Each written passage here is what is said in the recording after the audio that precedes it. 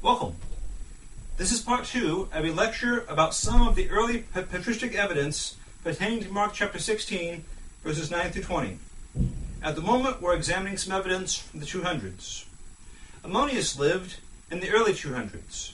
Bruce Metzger, in a textual commentary on the Greek New Testament, said, "The original form of the Eusebian sections drawn up by Ammonius makes no provision for numbering sections of the text after chapter 16, verse 8.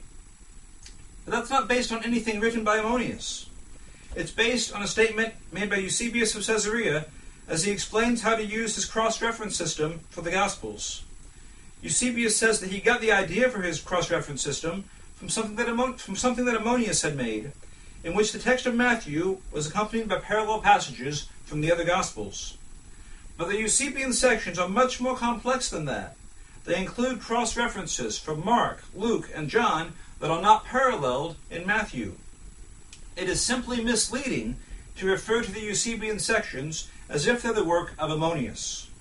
Ammonius' work gave Eusebius the idea of creating these divisions, but they were developed by Eusebius, not by Ammonius. Ammonius was listed as a witness for the abrupt ending of Mark at chapter 16, verse 8, in the second edition of the United Bible Society's Greek New Testament. That mistake has been corrected in the fourth edition. Now we turn to the non-evidence from Clement of Alexandria, who died around the year 215.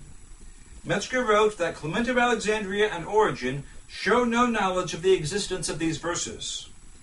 And this is often restated by commentators as if it's clear support for a form of Mark 16 that does not contain verses 9 through 20.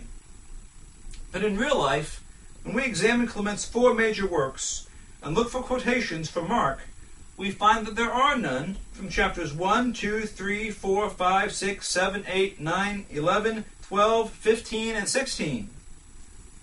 In Exhortation to the Heathen, in the Instructor, in the Miscellanies, and in Who is the Rich Man That Shall Be Saved, Clement scarcely used the Gospel of Mark at all, except for chapter 10. So it is ridiculous to treat Clement's non-use of Mark 16, 9 through 20 as evidence that his copy of Mark lacked those verses.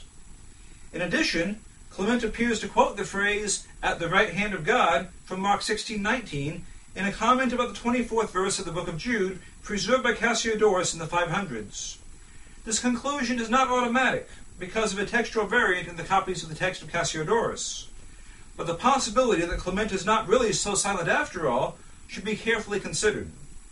The main thing to see, though, is that the silence of Clement is a side effect of his very strong tendency not to quote from Mark. The statement that Clement shows no knowledge of Mark 16, 9 through 20 is just another way of saying that Clement uses Mark 16, 9 through 20 as much as he uses 13 of Mark's 16 chapters. Next is Tertullian, who wrote in about 195 to 220. Tertullian makes no explicit quotation from Mark chapter 16, verses 9 through 20, but he may use phrases taken from it. In the Composition Scorpiaceae, he metaphorically describes how Christian faith, applied against false teachings, is like an antidote against scorpion stings.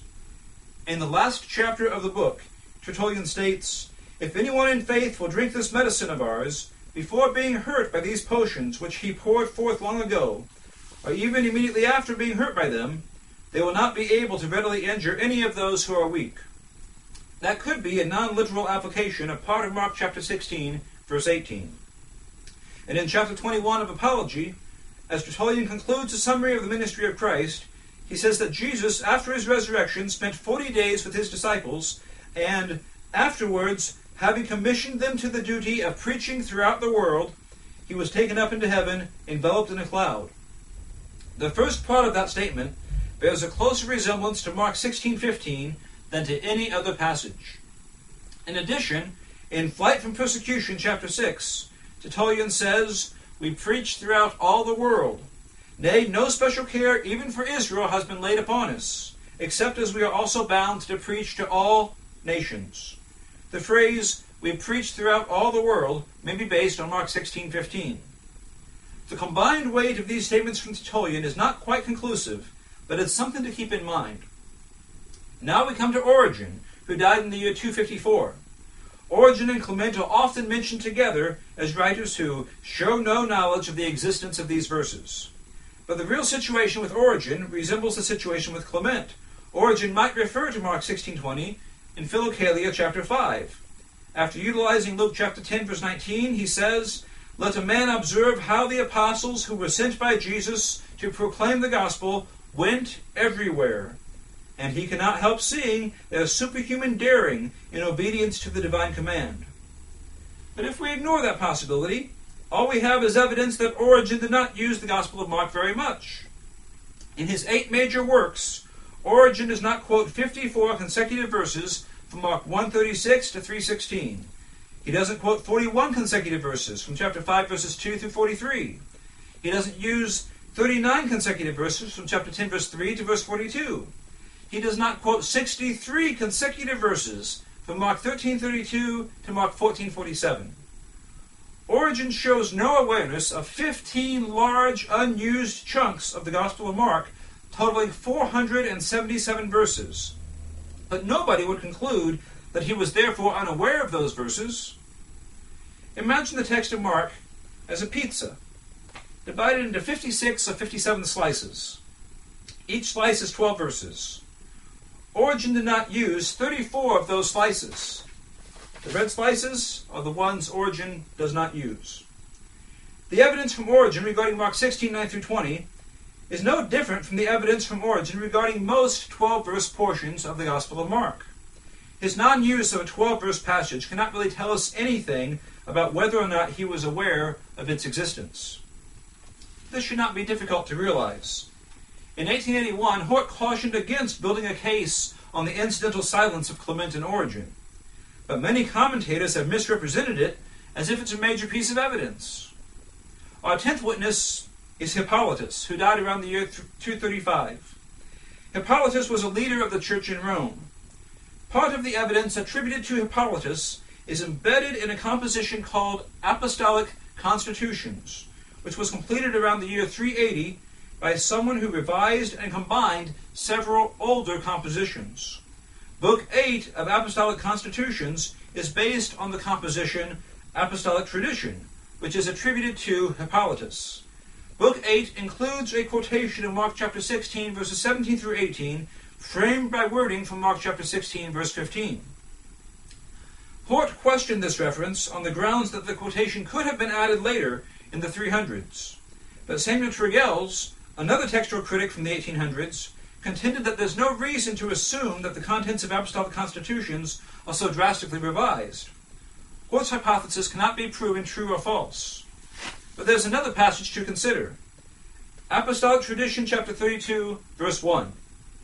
It says, "Let every one of the believers be sure to partake of communion before he eats anything else. For if he partakes with faith, even if something deadly were given to him, after this it cannot hurt him." This looks very much like an interpretation of 1 Corinthians chapter 11, verses 30 through 31, seen through the lens of Mark 16, verse 18. And not only is the text of Apostolic Tradition, chapter 32, verse 1, attested in Latin, Ethiopic, Sahidic, and Arabic, it also exists in Greek. This was unknown to Hort. Apostolic Tradition 32, verse 1, includes the word thenasimon, which appears in the New Testament only in Mark chapter 16, verse 18. This evidence is very favorable to the view that Hippolytus used material from Mark chapter 16, verses 9 to 20. Our 11th witness is Vincentius, the bishop of Thyberus, a city in North Africa. In 256, Vincentius attended the 7th Council of Carthage, where he said, "We have assuredly the rule of truth, which the Lord by his divine precept commanded to his apostles, saying, Go ye, lay on hands in my name, expel demons. And in another place, Go ye and teach." The first part of Vincentius' statement describes Mark 16, 15 to 18, far better than any other passage. Again, Hort tried to downplay this evidence, proposing instead that it's a reference to Matthew 10, verses 6 through 8. But it looks like just what one would expect a loose reference to Mark 16, 15 to 18 to look like. In addition, the 7th Council of Carthage was convened to settle questions related to baptism and to the laying on of hands. Matthew 10, 6 to 8 mentions neither of those things, but Mark 16, 15 to 18 mentions them both. So that would be the more appropriate text to use, especially set alongside the parallel passage in Matthew 28:19. Although Vincentius' wording is imprecise, this evidence very probably shows that Mark 16:9-20 was used in North Africa in the mid-200s. The composition De Rebaptismate is our next witness. It was written in about the year 258. Its anonymous author repeatedly connects belief and baptism, as in Mark 16:16. In one place he says, "The Holy Scripture has affirmed that they who should believe in Christ must be baptized in the Spirit." He also describes a scene that's depicted only in Mark 16:14. He says, "All the disciples also judged the declaration of the women who had seen the Lord after the resurrection to be idle tales, and some of themselves, when they had seen him, believed not, but doubted, and they who were not then present believed not at all, until they had been subsequently by the Lord himself in all ways rebuked and reproached, because his death had so offended them that they thought that he had not risen again." Now Luke mentions that the disciples had thought the woman's story about angels at the empty tomb had been idle tales, but only Mark 16:9-14 says that they disbelieved the report that the Lord had been seen. Likewise, John tells about Thomas's lack of belief, but only Mark 16:14 says that the apostles as a group were rebuked by Jesus. Our 13th witness has a slightly complicated history.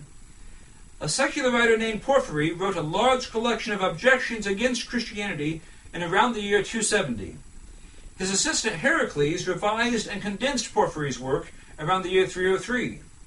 About 100 years later, around 405, a Christian writer named Macarius Magnes in western Turkey wrote a response to objections against Christianity that he found in a book by a secular writer.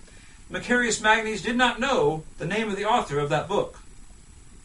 Meanwhile, sometime before 339, Eusebius of Caesarea wrote a response to Heracles, in which Eusebius said that Heracles was the first pagan writer to compare Apollonius of Tyana to Jesus.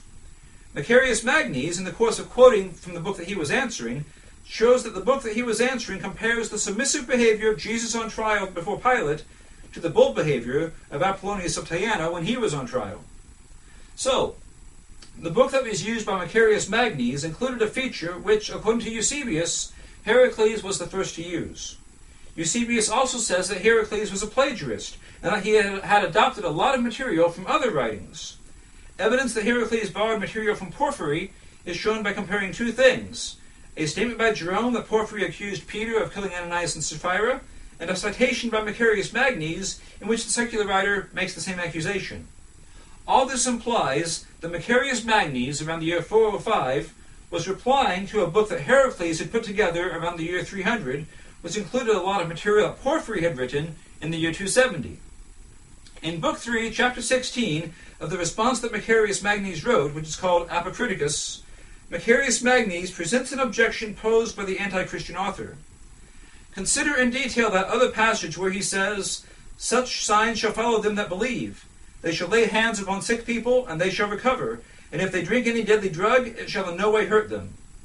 It would be proper for those selected to be priests, and especially those who aspire to be bishops and overseers, to make use of this form of test. The deadly drug should be set before them, in order that the man who received no harm from the drinking of it might be preferred over the rest. And if they are not bold enough to accept this sort of test, they ought to confess that they do not believe in the things Jesus said. The anti-Christian author cited by Macarius Magnes, who is almost certainly Heracles, repeating material borrowed from Porphyry, thus uses a Gospels text that contains Mark 16 verses 17 through 18. So far, we've considered 13 patristic witnesses. We'll look at a lot more evidence from the 300s and the 400s in Part 3.